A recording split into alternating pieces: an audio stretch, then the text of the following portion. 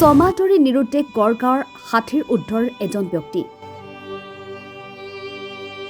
শিৱসাগৰ ঐতিহাসিক গড়গাঁৱৰ ৬০ৰ ঊৰ্ধৰ এজন ব্যক্তি প্ৰায় ৬ মাহ ধৰি নিৰুদ্দেশ হৈ থকাৰ ঘটনাই এতিয়া চিন্তিত কৰি তুলিছে পৰিয়ালক। ৬২ বছৰীয়া নিৰুদ্দেশ হৈ থকা এই ব্যক্তিজনৰ নাম বীৰেন চেতিয়া। নিৰুদ্দেশ হৈ থকা বীৰেন চেতিয়া পূৰ্বেও এইদৰে ঘৰৰ পৰা ওলাই গৈ নিৰুদ্দেশ হৈ থাকে যদিও ঘৰলৈ ঘূৰি আহে। কিন্তু এইবাৰ ৬ মাহ ধৰি খবৰ নাই ৬২ বছৰীয়া বীৰেন চেতিয়াৰ। অৱশেষত উপায়ন্তৰ হোৰ পৰিয়ালৰ লোকে শিমলুগুৰি আৰক্ষী থানাত সমগ্ৰ ঘটনা সন্দৰ্ভত দাখিল কৰিছে এজাহাৰ। বীৰেন চেতিয়াৰ পৰিয়ালৰ লোকে সংবাদ মাধ্যমৰ জৰিয়তে কাটৰ আহ্বান জনাইছে, আপুনি য'তেই আছে ঘৰলৈ আহক। যদিহে কোনো লোকে বীৰেন চেতিয়াৰ সম্ভেদ পায় তেন্তে পৰিয়ালৰ লোকৰ নম্বৰ 9365489051ত যোগাযোগ কৰিবলৈ আহ্বান জনাইছে। নমস্কাৰ, চবকে নমস্কাৰ জনাইছোঁ। মানে মোৰ দেউতা আজি 6 মাহ হৈ গ'ল, ঘৰৰ পৰা ওলাই যায় গোটো গাটাকে কিবা লাগে। মোৰ মা হেৰাই যোৱা আজি 8 বছৰ হৈ গ'ল। তাই ধৰি দেউতাই মানে আপোনাৰ আজি 6 মাহ ধৰি মানে দেউতাই মানে আজিলৈকে মানে ঘৰত মানে দেখা দেখি মানে দিয়াহি নাই মানে কেলৈ আগতে আহে ঘৰত কাজিয়া লাগে, ল'ৰা ছোৱালীকেইটাৰ কাজিয়া লাগে। মা ঢুকোৱাৰ পৰা মানে গুচি যোৱা হ'ল।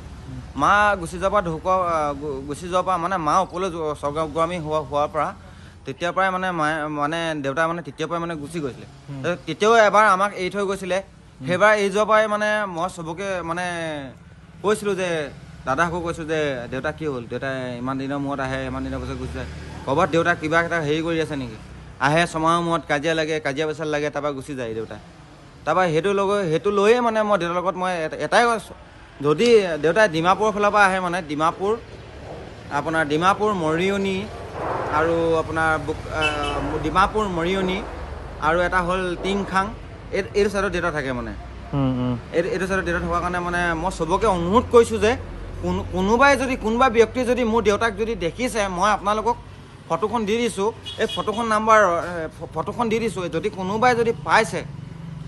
কোনোবাই পাইছে সকলোকে আৰাধনা কৰিছোঁ যে মোৰ দেউতাক যদি পায় তেনেহ'লে আপোনালোকৰ নাম্বাৰ, আৰু মোৰ নাম্বাৰটো মই আপোনালোকক দি দিছোঁ 9365489051 9365489051। চবকে কৈ দিছোঁ। কোনোবা দেউতাৰ নাম বীৰেন চেতিয়া, হয়। দেউতাৰ নাম বীৰেন চেতিয়া আৰু মোৰ নাম ৰুবুল চেতিয়া, তেওঁৰ পুত্ৰ মই ৰুবুল চেতিয়াই কৈছোঁ আপোনালোকক। যদি কোনোবাই ক'ৰবাত যদি ৰাখিছে, যদি কোনোবাই নাই ৰখা, তো আপোনালোকক ককুৰ আৰাধনা জনাইছোঁ যে মোৰ দেউতা যাতে ভালে যদি ক'ৰবাত যদি আছে ঘূৰাই পাওঁ। তুমি থানাত মই এজাহাৰ দিছোঁ। কোন থানাত দিছা? থানা মই শিমলুগুৰি থানাত দিছোঁ। শিমলুগুৰি থানাৰ অফিচাৰ চাৰে কৈছে যে তুমি চিন্তা কৰিব নালাগে, পাম বুলি কৈছে। মানে আজি 6 মাহ হৈ গ'ল, 6 মাহ ধৰি যদি নাই পোৱা নাপালে মানে মই এতিয়া কৈছোঁ মানে মই এতিয়া আপোনালোকৰ হাততে মানে গতাই দিলোঁ। ঠিক আছে, আপোনালোকৰ হাততে গতাই দিলোঁ যাতে আপোনালোকৰ হাততে যদি মই যদি পাম আপোনালোকৰ হাততে পাম। শিমলুগুৰি থানাত মই এজাহাৰ দিয়া হৈ গ'ল টোটেলি।